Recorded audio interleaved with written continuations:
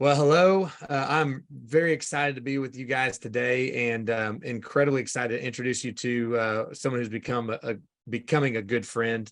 Uh, Ken Edmondson has claimed him as a friend for a very long time. They have co-written two books together. I had the opportunity to work with Jim on our latest book, Next Level Leadership: Navigating the Dramatic Changes of the 2020s. Jim is we describe him in a lot of different ways. We use the word expert often. But Jim is incredibly well versed and spent a lot of time in the areas of brand strategy, brand science, how to protect and own your corporate message and your brand, and how to really train and develop and equip people and create systems and processes to do that well. And so Jim has spent a lot of time that I want him to tell you about doing a lot of work in developing resources and writing about that for the last 20 years, really. And so in that process, Jim's learned a lot, created a lot, written a lot. And one of those tools is one that, a couple of things we'll introduce and mention here today. But the focus of our conversation is really an effort to understand what is in the power of a brand. What does it mean? Probably something that is incredibly undervalued and underappreciated and underdeveloped with many of, especially in the mid-market space. So Jim, thanks so much for being here from San Diego, and for taking time away from the beach, which I know you'd probably prefer to be, so that you could be on this virtual call with us. So thanks for being here. You're welcome. Great to be here, Chad. So tell us some of your background, how you got into this work, and why it matters so much to you.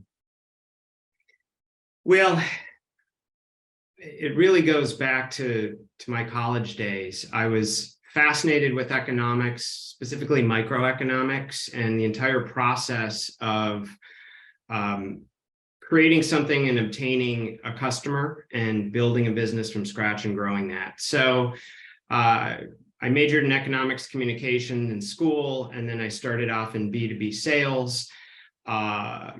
Built up a large book of business and had to get into marketing to understand the marketing function, because what became apparent, and this was in the late 90s, in business-to-business companies, so few of them really understood marketing, and they were sales-driven organizations. And in our organization, each one of the reps was trying to create the marketing components themselves to grow the business.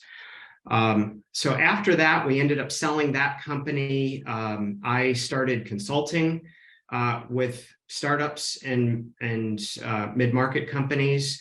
Then I went and I worked for a CRM company selling customer relationship management software, which we all know manages all of your data for your sales team, for your customers, and over the decades, it's integrated into marketing automation. So it's really the intelligence and the software for companies that house all of their marketing and their sales activities. So not only did I have a lot of experience working directly hands-on with companies and small to mid-market company owners, but in working with some really large Fortune 500 companies that were buying our software and understanding all of their challenges and their pains in marketing and sales.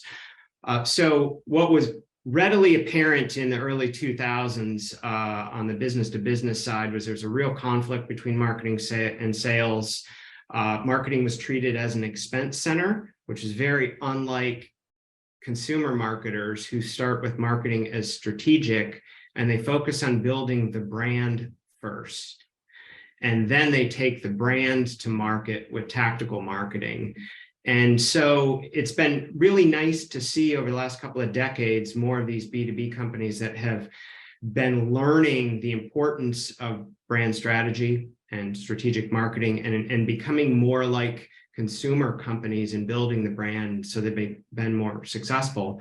But I devoted 15 years of my career into creating tool sets and educational tools that consultants and leadership teams and marketing leaders can use to walk through the process of building a brand strategy and building the foundation, understanding all of the elements of what the really big expensive agencies in Madison Avenue, all of the things that they're doing inside their four walls when you sign up and you pay them $1 million to launch a new campaign.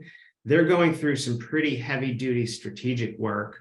And that work was not being done in the mid-sized company down to the startup. Spent a tremendous amount of time and effort working with probably 8 different experts in marketing in developing these tool sets and then implementing those through agencies and through working directly with business leaders. Mm-hmm. So I guess what's the most common misunderstanding, and you touched on this a little bit, but when we say the word brand, like what is the most common misperception that mid-market businesses have?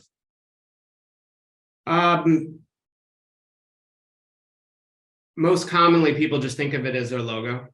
Right. So it's creative. Hey, I'm going to rebrand. We're going to update the logo. We're going to change it. We're going to, change the colors. So they think it's just the creative. The reality is a brand is an experience. And it's something intangible that you're trying to create. And the really powerful brands create an emotional connection with their market. The logo is part of it, but there are a lot of other elements. And when you are a company in today's environment, with all of the things that are going on and we're dealing with them, there's all kinds of, there's politics have come into the boardroom. We've got that with marketing campaigns and with your company. Your brand, if you're an owner or a leader of a mid-market company, your company's a brand. And not only do you have customers and prospective customers as your audience, you've got distribution partners, you've got investors possibly, and you've got employees. And so a brand is an experience that you deliver to multiple audiences, and there are multiple elements. Mm-hmm. So with the shortcuts, you talked about the Madison Avenue agencies that you make this massive investment. They're going through some pretty extensive effort and labor to develop this experience. What is entailed, or what makes up, or kind of the DNA of a good brand?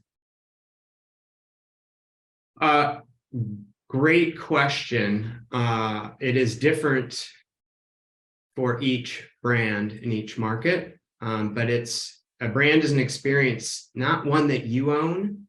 It's one that the market owns, an individual owns. So it's a feeling, and it's very difficult to wrap your mind around it because it's not concrete. If you want, I could talk through a couple of examples that I think would illustrate this. Yeah, that'd be great. All right, so we're going to go consumer products. One of these examples is really pretty relevant. Everybody's been reading about it for the last 4 months, 5 months. Let's take consumer products. Let's take beer. Let's take cola, and let's take water. And all of them are served up in a can.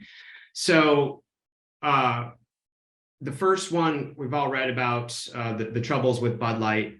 So Bud Light has lost a tremendous amount of market cap over the last couple of months.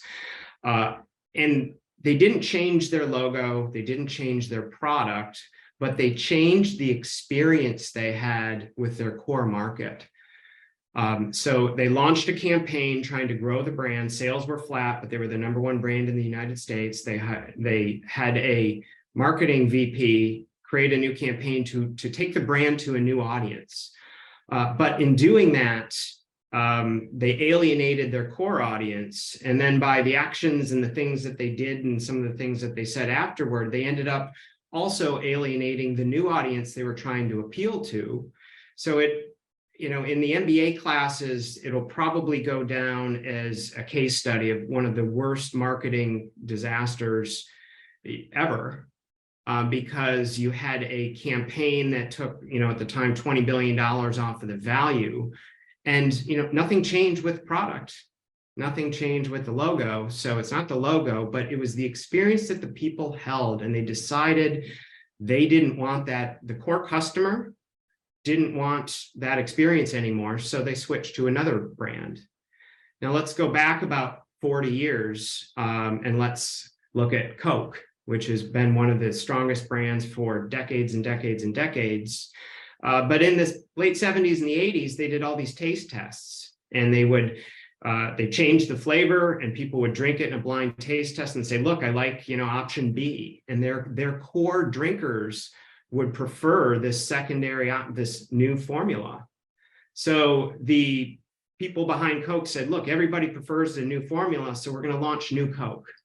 So they had a new can and a new product that without the brand, everybody loved. But when you took away the inferior product and you put the new product that all the tests showed tested better and everybody liked it, there was tremendous backlash. And until the Bud Light incident that is still going on, that was the case study of one of the worst marketing disasters. So Coke basically brought the old product back and then rebranded the new product. The third example is something called Liquid Death, and it's water in a can. And that is something that's available on the market now. Earlier this year, it was valued at $700 million. Phenomenal sales, but it's water in a can, and a couple of very strategic brand strategists figured out how to make a commodity that we all need. We all have every day. If we don't have it, we die. But they put a brand around a commodity and made it cool to a group of people so that they have an emotional connection with Liquid Death. And the sales are unlike any we've seen in retail in decades. So if you go back to it, what are the core elements of the brand? Bud Light, the connection was broken by the people behind it and the way that they responded to their core audience and by their marketing campaigns. In Coke, they changed the product and they took it away. And even though people liked it when they thought it was their brand, they didn't like it when they rolled it out under a modified brand. And Liquid Death shows that you can brand anything. You can create an emotional connection around a commodity that we need. And that's the power of brand. And that's something that if, as a leader of a small to mid-market company, if you understand that and commit to trying to create that emotional connection with a core audience, and you do that successful, it is a tailwind for all of your tactical marketing and all of your sales. And it's probably the single most impactful marketing investment that you can make. Yeah, you made a comment earlier about that the individuals kind of own the brand, and it's really interesting because when you do have a powerful brand connection with your audience or with your consumer, that how we kind of take possession and take up the defense or the advocacy of that particular brand, and it seems like in the business to business, or especially in the mid-market arena, that is, it's like if you don't define that, if you aren't clear about what that is, then the market's going to define that for you. So what is, I guess, what is the approach aside from the marketing and the tactical and design? What is the approach that owners and leaders, executives need to be taking when it comes to better understanding or defining and protecting their brand? Great question. Look, there are many business owners that have built a great business just by selling a lot of widgets, whether it's a product or service. They want to grow, they hire more salespeople. You can grow at 5 to 10% a year. There are a lot of good companies that were built without any real focus on strategic marketing and building a brand, and just by selling stuff and selling commodities. I just want to acknowledge that. However, if you hire an agency to help you grow your business, you're basically delegating something that you should own to an agency that might have really good people, or it might have more junior people, and you're asking them to define probably the most important elements that you should own. And if you get that wrong, like Bud Light did. That's essentially what they did, is they delegated the control of their brand to a, Harvard trained, but a marketing VP that was, I believe under 10 years of experience. And she made a decision what the brand should stand for. And she made a decision and she offended their core market. And so that's an extreme case, and that's highly unlikely for most companies to run into that. But now that your brand, with everything that's happened over the last 3 years, with politics coming into what does the company stand for, your brand your brand can be for your products or services and also your company. And that's something that, as a CEO and a founder of a startup, I want to own my brand. Mm-hmm. I want to give guidance and instructions to the super talented creative people about what we stand for and let them work their magic to communicate that, to work to build that emotional connection. I don't want to have people that I don't know, or all kinds of different people trying to recreate this ad hoc when it's something that I've got the ability to design and control and roll that out. Because at the end of the day, if you don't do that, then having a defined experience that everybody feels, it's hit or miss, and you're just throwing darts at a board. Yeah, and it's like we're trying to shapeshift at times, to fit what we think people are looking for versus the consistency or sincerity or authenticity, that people want to know or take confidence in or connect with. And I love Ken Edmondson, our partner and our co-author. He uses the analogy of asking someone else to propose to your fiance for you, and saying, "Hey, I really like them. Do you mind telling them all these things I see in them, value in them, like them, love them, and ask them if they'd be willing to marry me," versus owning that yourself. And that's often what we do with our marketing efforts or our sales efforts, our branding efforts, is we want someone else to come tell us who we need to be as a company, instead of going to them with a clear, defined, what I would call like a brand Bible of saying, this is who we are, what we stand for, what matters to us. And that's no easy process. Like it takes it's almost like we don't often get to that work or prioritize that work to the level that it deserves, because we're so busy about the business of, of doing business. But so it doesn't seem to quite get the priority or attention or time that it needs. Yes. And, Shad, one of the things we've talked about is the difference between a brand and marketing and sales. And if you look at those three different elements, the process of obtaining and keeping a customer is really marketing as a whole. And sales is a subset of that. So marketing is taking a message out to market one to many. You can use all these different channels. You can use video, you can use traditional media, you can use search ads, you can use email, you can use digital, direct mail, radio, TV, all of these different channels that keep evolving, but that's the one to many. The sales is the one-to-one tactical. It's converting people that are somewhere in the funnel or that have been marketed to and converting them to a customer. But then what is the brand? The brand is what you're marketing. And for the brand is part of since it's an experience, it includes your product or service. For liquid death, you can't, if you poured liquid death out into a glass and then you poured out Aquafina from a plastic bottle into a glass and you put them in front of me, I'm not going to know the difference, because there probably isn't a difference, because they're a commodity. But the brand liquid death, in essence, is the product. So if you think about your brand as this is what you're selling, and if you were designing a custom luxury house and you had all of these tools and these workers and these materials sitting there by the lot, are you going to take the time to create the blueprint so that you know which people should be using what tools and doing what things so they can build your dream house? And that's an analogy that I would use to architecting your brand strategy. It's really the blueprint for what you're communicating to market.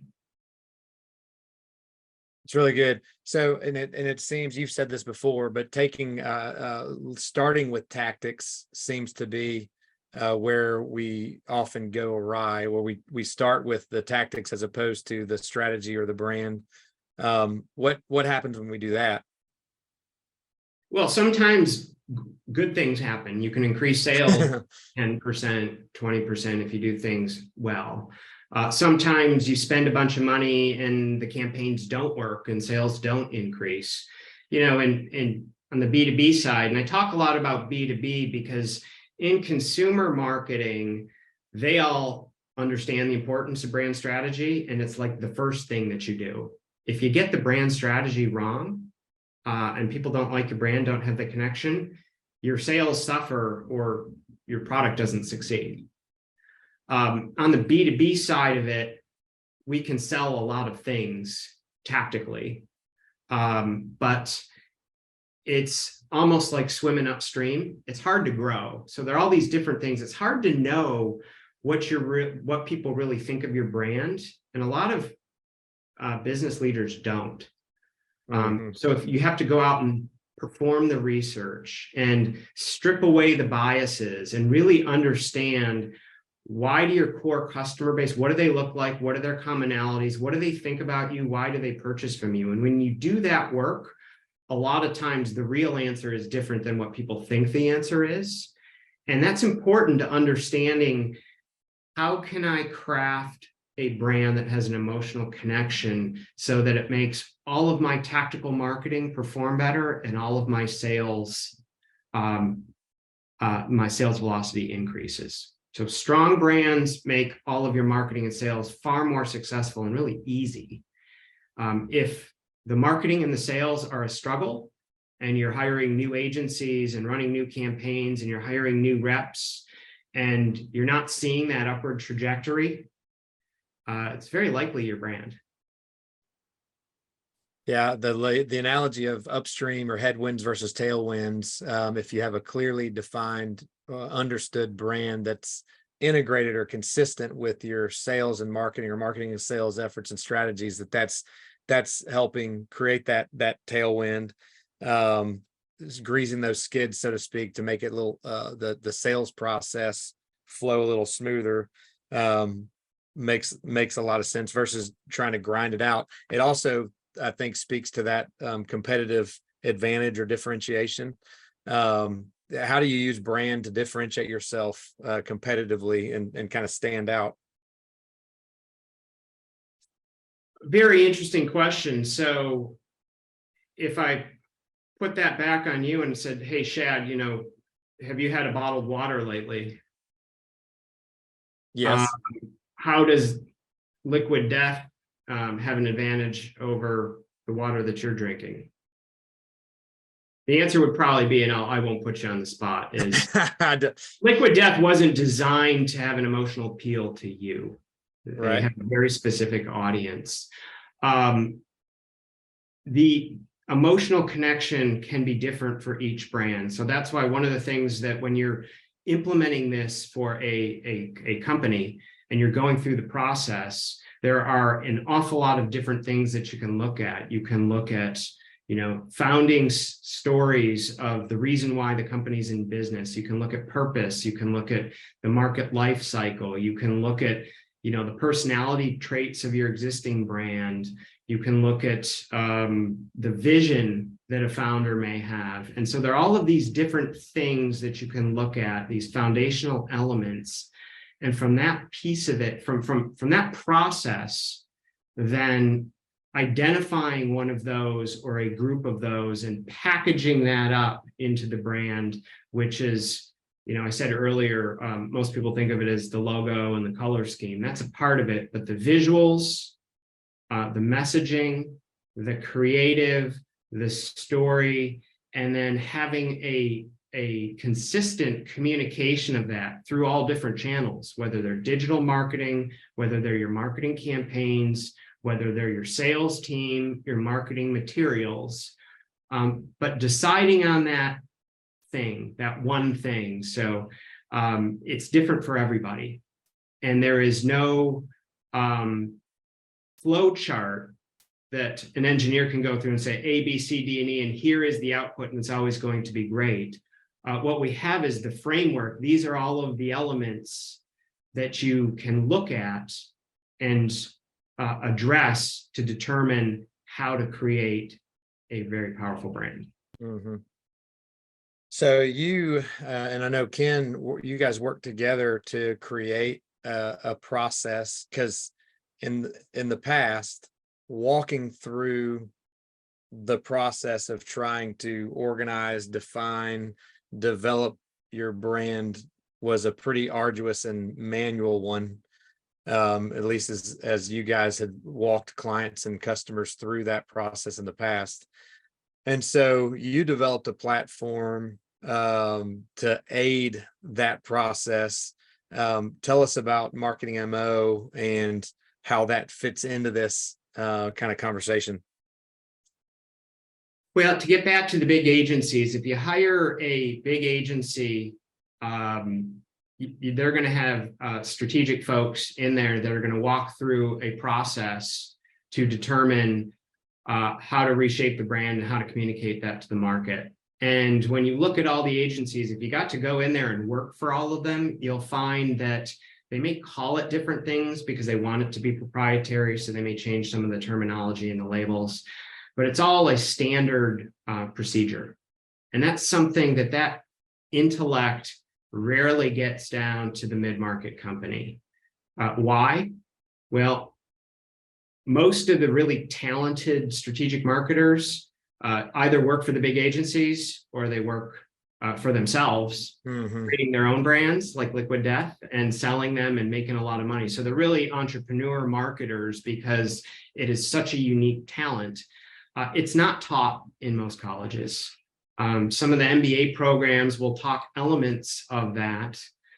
They are theoretical.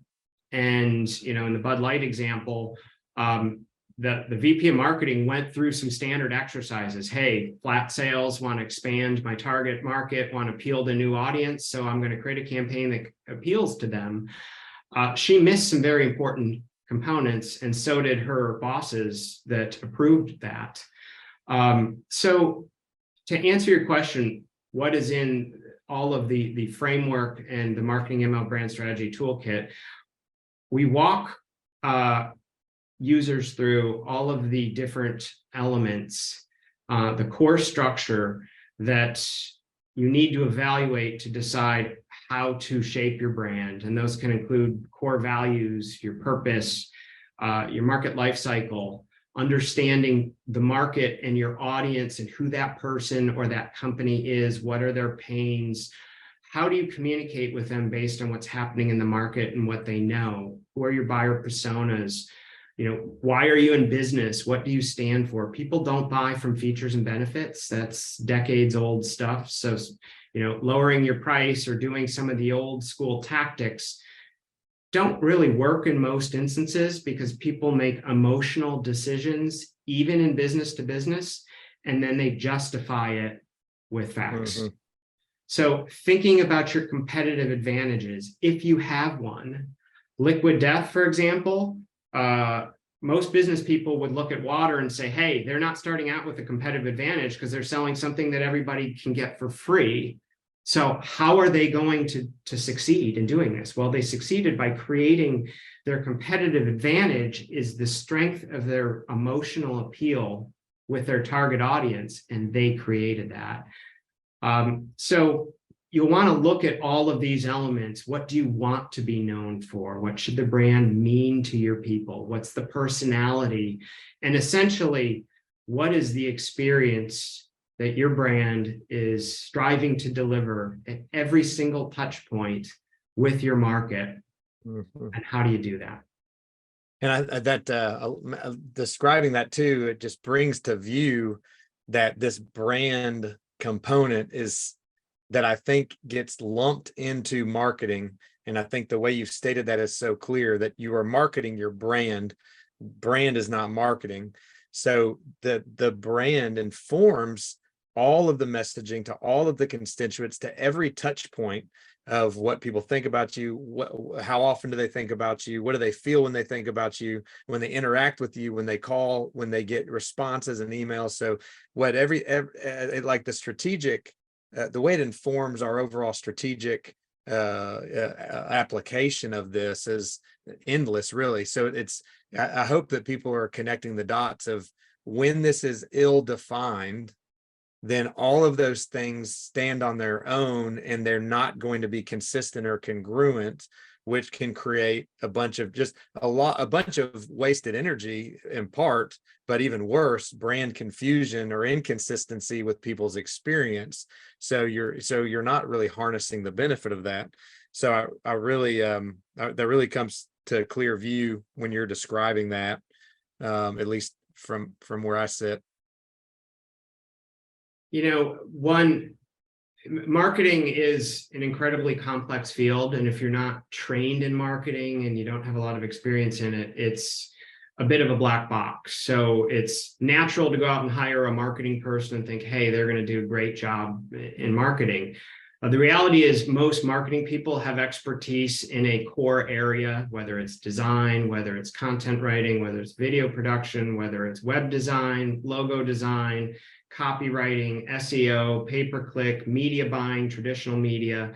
So you're really good at one or two or three related areas, and the rest of the stuff, if you have to do it, you're learning. So a lot of marketers are learning on the job. Mm-hmm. And most strategic leaders of mid-market companies, are trained, and we talk about this in some of the books, but they're trained in engineering, they're trained in finance, they don't have a background in marketing. But if you think about your brand strategy or your brand, to separate it from all of the marketing work, the reason why I gave the liquid death example is because the brand is what you're selling. So the brand is part of your product and service. So if you think of your brand as your brand and your product and service are one experience together, putting resources into further defining that and trying to have your market have an emotional connection with it, to me, that's a good kind of layperson way to think about the importance of it and how it's separate from tactical marketing and sales. Mm-hmm. Mm-hmm. So marketing MO in that platform, what you've created is a process, and I don't know if you mentioned the 7 different modules, but these standalone modules that guide a leadership team or owners through clearly defining some of those things you mentioned: the persona, the people, the message, the vision, the purpose of it. What's kind of the end result of that once that's completed? Well, to go back to the luxury home building example, it's the blueprint. Mm-hmm. What you're building. So the work in going through this, it's not easy work. Mm-hmm. And over a decade of implementing it, whether it's in an agency, whether a smaller agency, marketing consultants, or working directly with company owners, never had anybody just power through it and say, this is easy, I know all the answers. Some of the work might take, a couple hours of hard thinking. You might have to delegate some of the tasks, but some of it's really difficult thinking about, hey, what do we really stand for? Why are we in business? How do we want to communicate something emotive in our brand to our target market? So should we, and how do we do it? Those aren't easy questions. So, rule of thumb, it's a 30 to 90 day process at the quickest to create that blueprint. If you think about it, I don't know whether you've ever built a custom house, but if you're designing it from scratch, you probably don't just crank through it and produce something in a couple of days. You spend an awful lot of thought in architecting, your dream home or your custom mm-hmm. home. And in architecting a brand, takes the same effort. Mm-hmm. Another component of this that we haven't touched on that I think is vital, especially in the mid-market space, is as you think about the longevity of your company, other, succession, the kind of how this brand lives on, or legacy beyond you. If you're the founder, or if you're a steward of one of these businesses that you're either scaling or multiplying or or training up the next generation in a lot of the family businesses that we work with. Doing this legwork now to define that is also what protects and prevents your brand from getting hijacked or from losing control of it. So I think that's another element that makes this work so vital and mission critical for owners to take responsibility for. Yeah, I would agree. A lot of founders, smaller companies, the brand is really built around their personality. When they transition it over to whether it's, an existing executive or a family member, if they haven't really put a lot of energy and effort into building the brand that can stand alone from them, then the brand needs to be revisited, and it's typically going to be reshaped by the personality of the person taking over. So it's, there are some instances where building a brand around a person is the right move, but there are a lot of instances, the majority of them, where you'd rather have that brand be separated from the individual person, so that it lives on. It's really good stuff. And I think the way that it's kind of, when this is well done, it's incredibly energizing for the members of the team, for the people leading the team, and for the organization, I would think. Do you see that being the case? Like when you're not guessing or kind of shape shifting, trying to define yourself, like it seems like the energy this would create organizationally and the momentum that it develops when this is well defined would be exponential. Yes, I mean, in essence, you're getting everybody pointed in the same direction. So you're basically saying, look, this is what our brand stands for. This is why we're doing this. This is what is important to us and our customers. Most brand strategies address all of that, and that's empowering. And what's happening today, especially with the last 3 years and everything that's gone on in this country, is your brand has become so much more important to your employees. Your employees are asking, why do I want to work for that company? We got a labor shortage. I can get a job anywhere. I can get this salary anywhere. They're choosing where to work, and they're wanting to work with companies or brands that are meaningful to them and stand for what's meaningful to them. Because that's, in essence, as humans, that's what we're looking for. We're not transactional, always looking to buy widgets. We want experiences, we want connections, and that's what a brand does. Yeah, meaning, wanting to do things that are meaningful, that have value. And that even takes this brand conversation into culture, because this really helps attract people to the type of culture that you're wanting to create and cultivate. So it becomes incredibly vital. So how would I know we've got a tool that you created or developed to help organizations assess their brand. Like how do you get an idea of what condition is your brand in, and how dialed in are you to that? Can you talk a little bit about the assessment piece of it? Sure. I guess getting back to the big agency example, when they take on a client, they have an army of MBAs that go out and they spend a bunch of money doing market research.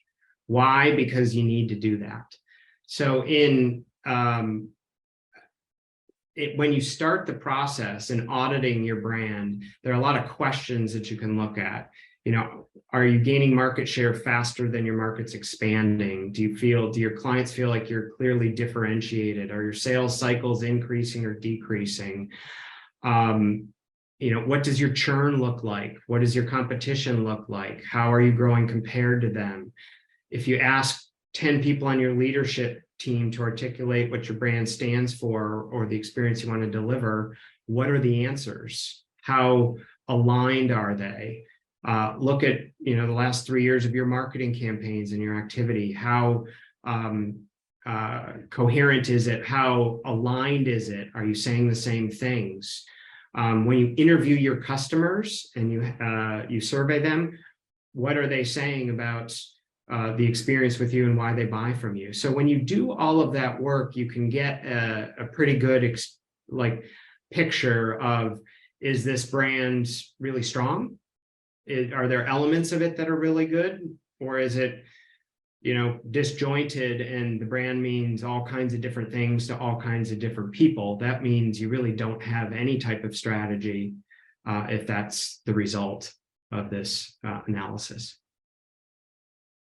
So if you're interested, if you're watching this and you're interested in having a tool or a worksheet or a way to assess and answer some of those very critical questions that Jim just rattled off, email me, shad@edmondson.group, and happy to send you a link to an assessment or a copy of an assessment that you can conduct just to get an idea of what is working, what isn't working, what do you have nailed down, what might need some additional work and assistance. So it's been really helpful. Really, there's so many different pathways we could take around the brand conversation.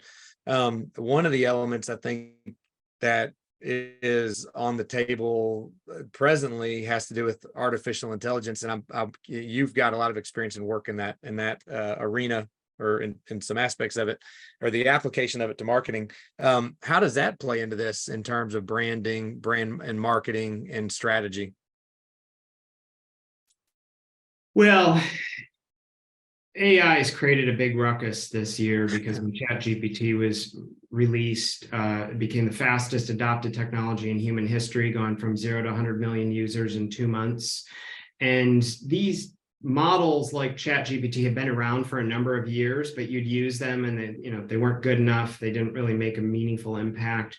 But then all of a sudden, it's software, it keeps getting improved. It did. And so from the marketing side of it, the amount of work that these large language models that power things like ChatGPT can do, it's intimidating, because now all of a sudden you can have AI creating images. You can say, hey, I'm selling a medical device product. Create an ad that's a video of a woman treating a patient in this environment. I want the woman to be in her 70s. The nurse is going to be in her 30s, have her wear a blue smock, put my logo on it. And you can instruct the AI to actually create these. So from a tactical marketing side, marketing is one of the main use cases industries that it's going to disrupt. It's going to disrupt copywriting in a lot of areas. There are agencies that are laying off writers because the AI can write things. Now, in some instances, it's not very good. You need to edit it. But it's a big issue in marketing, and it actually creates more focus on creating the brand and that emotional connection. So I don't see it replacing any of these elements of brand strategy.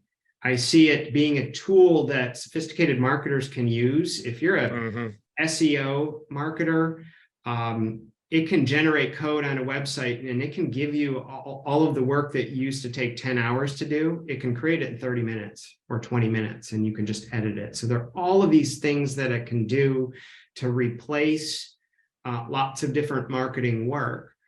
But the AI, it can create stories. And there's this strike right now in Hollywood because the writers don't want AI involved in any aspect of movie creation or production. So that is a big sticking element right now in the Hollywood strike.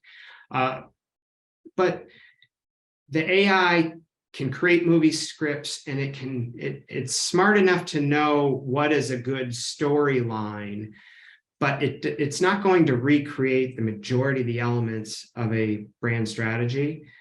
And it probably makes it more important because you're going to need more unique human connection. So right now, you can still look at things and you can say, okay, that's AI generated. This is human generated. It's not as good as a person yet. And I don't know whether the software will ever get the emotive components that make us up as humans. So when a lot of the politicians are talking about AI, they're talking about making sure that human beings kind of monitor the output so that it just doesn't take over. Mm-hmm.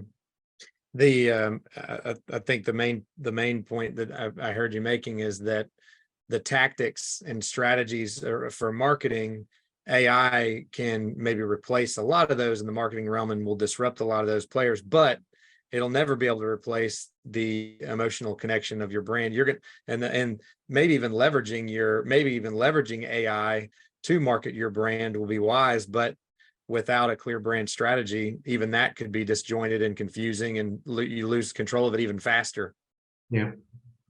On the last thing too, I know we're coming up on the end of our time, but when it comes to using AI I know you're involved in a pretty significant project for using AI to identify or to identify prospects and clients. Can you talk about some of the advances there, and how that might be of value for a bit B2B owners? Sure. Well, I've spent, as I mentioned, over a decade of my career working with a lot of other people, but spearheading the delivery of the framework and the tool to allow the masses to understand the approaches to build a really comprehensive brand strategy. A little over 5 years ago, I was approached by a venture capital firm to create a company that they would fund and to hire data scientists to analyze markets and to use data and data science and artificial intelligence to extract insights at scale about target markets.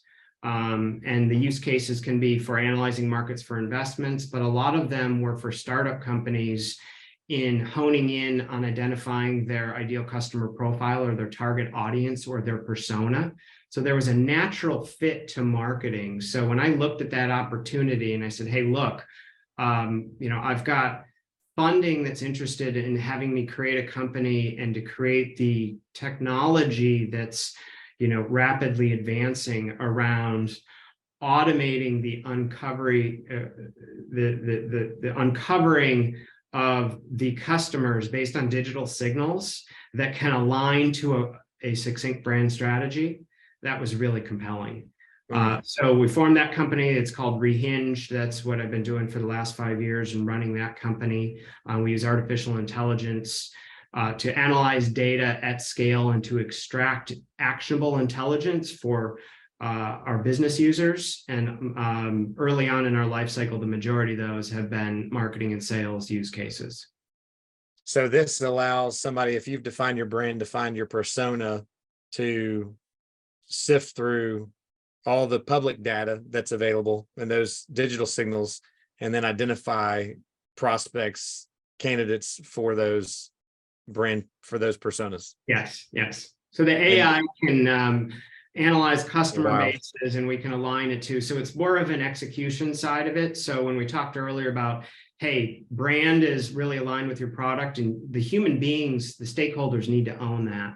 But when that's defined, the marketing, the one-to-many, and the sales piece of it, the AI has very specific use cases for that. And that's what my focus has been over the last number of years with my startup. Very impressive and powerful, and not surprising with that brain of yours. Jim, thanks so much for taking the time to be with us. And thank you for your contribution to this work, and really excited about what Marketing MO has to offer our clients in our relationship with you, for owners to be able to really take ownership of defining what they want their brand to be and represent. So if you want to learn more, we'll add a link to this video, and for you to reach out and inquire about how to participate. We are wrapping a mastermind around the Marketing MO platform, because what Jim said earlier is certainly true. This is not light work. This is not something that people, it takes some commitment to follow through on. And so for me personally, most anything that I've done well or done consistently, I've done with structure and with a coach. And so what we're offering is a mastermind course for a small group of owners and 2 members from their company, to participate in this mastermind, to go through these 7 modules, so that when you're done, you've got this clearly defined brand strategy that will then inform how you market that brand and have consistent messaging to all your constituents. So if you're interested in hearing more about that, you can certainly inquire about that on our website at edmondson.group, or email me at shad@edmondson.group, shad@edmondson.group, and would love to talk to you more about participating in that. Jim, thanks a bunch for your time, man. Always good to be with you.